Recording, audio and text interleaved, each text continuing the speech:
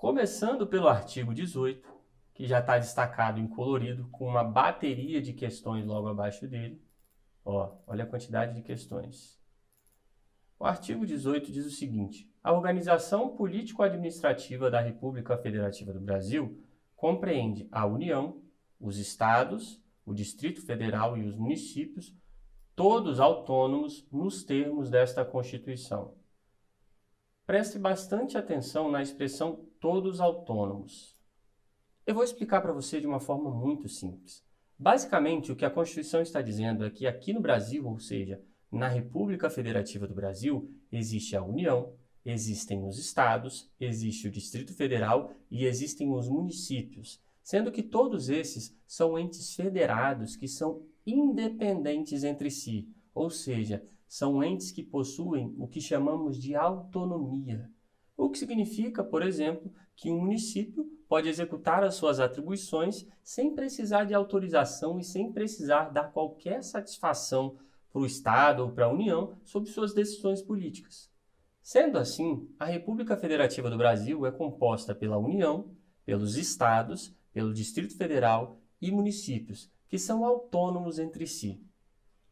Agora, pessoal, veja o seguinte. Por um lado, nós temos a República Federativa do Brasil. Por outro, nós temos a União, os Estados, o Distrito Federal e os municípios. É importante entender essa diferenciação aqui exatamente para a gente compreender o paralelo entre soberania e autonomia. Primeiramente, vamos compreender a soberania. Falando de uma forma muito simples, uma entidade soberana é aquela entidade que representa uma nação sem a obrigação de se curvar a qualquer outra nação no cenário mundial. Pense, por exemplo, na República Federativa do Brasil. Mesmo que o Brasil esteja agora atravessando por uma fase de muitas dificuldades políticas e econômicas, é um fato que a República Federativa do Brasil não possui nenhuma obrigação de se curvar às exigências de outras nações. Pode até ser que a República Federativa do Brasil entenda ser conveniente acatar algumas dessas exigências, mas o fato é que a República Federativa do Brasil não possui qualquer obrigação nesse sentido, o que significa que a República Federativa do Brasil é uma entidade soberana. Se você ainda não entendeu, eu vou exemplificar um pouco mais. A gente sabe que existe uma pressão mundial enorme para que o Brasil acabe com o desmatamento na Amazônia. Mesmo que o Brasil sofra muita pressão, inclusive de grandes potências da economia mundial, o fato é que a República Federativa do Brasil não possui a obrigação de acatar essas exigências. Pode até ser que o Estado brasileiro entenda que seja o correto e que seja adequado e conveniente realmente acabar com o desmatamento na Amazônia. Mas o fato é que a República Federativa do Brasil não possui qualquer obrigação perante os outros países, a não ser que voluntariamente a República Federativa do Brasil decida se comprometer com o fim do desmatamento.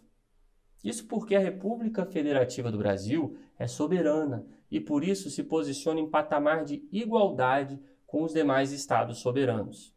Então veja, aqui na nossa apostila, o primeiro ponto é entender que apenas a República Federativa do Brasil detém a soberania. O que significa que somente a República Federativa do Brasil exerce a soberania da nação. Então agora que a gente sabe o que é uma soberania, vamos entender o que é a autonomia. Basicamente, quando falamos que a União, Estados, Distrito Federal e municípios são autônomos, ou seja, quando dizemos que os entes federados são autônomos, estamos falando que cada um desses entes políticos é independente em relação aos demais no âmbito da política interna do país. Para você entender um pouco mais, imagina aí o município de São Paulo. Segundo a nossa Constituição da República, os municípios são competentes para instituir e arrecadar aqueles tributos municipais, ou seja, os tributos municipais podem ser instituídos, ou seja, criados e arrecadados pelos municípios. Sendo assim, o município de São Paulo possui a aptidão para instituir e arrecadar os seus tributos municipais, pois isso está autorizado pela Constituição da República. Então, o município de São Paulo não precisa sentar em uma mesa redonda e pedir a autorização do Estado de São Paulo ou da União Federal. A competência é do município e ponto final. O município é independente em relação ao Estado de São Paulo e à União Federal. Isso é autonomia.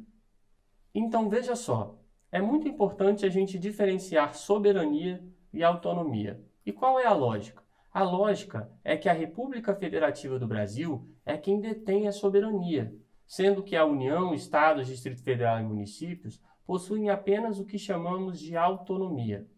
Olha essa questão de prova aqui. Não só a República Federativa do Brasil é soberana, também o são os Estados-membros, o Distrito Federal e os municípios. Veja só essa questão de prova aqui. Não só a República Federativa do Brasil é soberana, também o são os Estados-membros, o Distrito Federal e os municípios. A questão está incorreta. Só a República Federativa do Brasil é soberana. Olha, apenas a República Federativa do Brasil detém soberania. A União, Estados, Distrito Federal e municípios detêm apenas o que chamamos de autonomia. Então vamos recapitular. A soberania é o status superior de uma entidade política que faz com que essa entidade possa representar a sua nação sem possuir a obrigação de se curvar a qualquer outra nação no cenário mundial.